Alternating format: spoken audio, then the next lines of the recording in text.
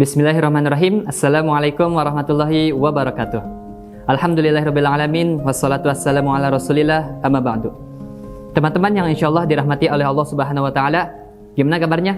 Semoga selalu sehat ya, dan semoga masih tetap semangat dalam melaksanakan ketaatan di bulan yang penuh keberkahan ini. Oke teman-teman, di sini saya ingin sharing-sharing sedikit ya tentang tujuan hidup. Berbicara tentang tujuan, maka hampir semua yang ada di dunia ini pasti memiliki tujuan. Contoh kecilnya kita ambil saja bus ya, atau angkot aja lah yang paling gampang ya, angkot. Kita semua tahu bahwasanya setiap angkot itu pasti memiliki tujuan atau jurusannya tersendiri.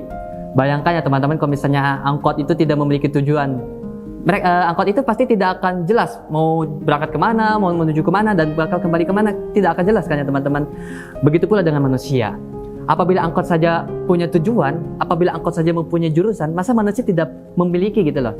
Nah, namun sayangnya ya teman-teman, ketika para pemuda misalnya ya, ketika ditanya, apa sih tujuan kamu hidup di dunia ini? Apa sih tujuan kamu di masa depan nanti? Apa sih cita-cita kamu di masa depan nanti? Kebanyakan di antara mereka pasti bingung. Aduh, aku nggak tahu nih di masa depan mau ngapain. Aku nggak tahu nih di masa depan mau jadi apa. Kebanyakan seperti itu. Bahkan ada yang mengatakan bahwasanya udahlah hidup aja seperti air, hidup aja bagaikan seperti air. Apakah itu benar ya teman-teman? Tentu saja tidak. Bagus kalau misalnya air itu turun dari gunung ke sungai yang jernih, lalu ke laut yang jernih. Bagus seperti itu. Tapi pertanyaannya, apakah semua air seperti itu? Tentu saja tidak. Ada yang turun dari gunung, malah ke sungai yang kotor. Ada yang turun dari gunung, ke got yang kotor. Ada juga yang dari gunung menguap, hujan, gunung, terus gitu aja terus. Apakah mau seperti itu teman-teman? Tentu saja tidak kan ya teman-teman. Nah, apabila teman-teman tidak ingin seperti itu, maka teman-teman harus memiliki tujuan hidup yang jelas. Pertanyaannya adalah, kenapa sih kita harus memiliki tujuan yang jelas? Yang pertama adalah kita memiliki arah tujuan yang jelas, arah hidup yang jelas. Seperti angkot. Ketika misalnya angkot jurusan Cicahem Ciroyom, pasti angkot itu pasti akan menuju Ciroyom dan balik lagi ke Cicahem. Nah, apabila teman-teman memiliki tujuan hidup yang jelas, berarti teman-teman akan berada di jalur yang tepat. Man sara 'ala darbi wasalah. Barang siapa yang berjalan di jalan maka akan sampai kepada tujuannya. Barang siapa yang memiliki cita-cita yang jelas, maka dia akan sampai kepada cita-cita tersebut. Itu yang pertama ya teman-teman. Yang kedua adalah agar teman-teman gak rebahan saja. Siapa yang suka rebahan sini? Tentu saja semua di sini pasti suka rebahan kan teman-teman. Namun pertanyaannya adalah apakah kalau kita misalnya rebahan seharian 24 jam itu baik? Apakah itu termasuk produktif? Tentu saja tidak ya teman-teman.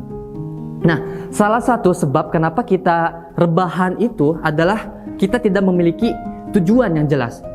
Gini ya teman-teman, saya jabarkan. Jadi kalau misalnya teman-teman misalnya ya, teman-teman ingin menjadi penulis suatu saat nanti di masa depan seperti Terelie, teman-teman pasti hari ini, misal dalam satu hari, pasti teman-teman akan berusaha semaksimal mungkin untuk mencapai tujuan tersebut. Dengan cara apa? Misalnya dengan cara menulis 1000 kata per harinya.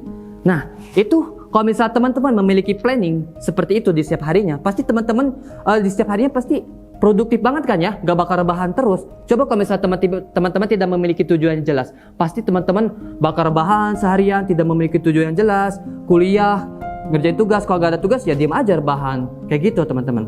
Nah, itu yang kedua.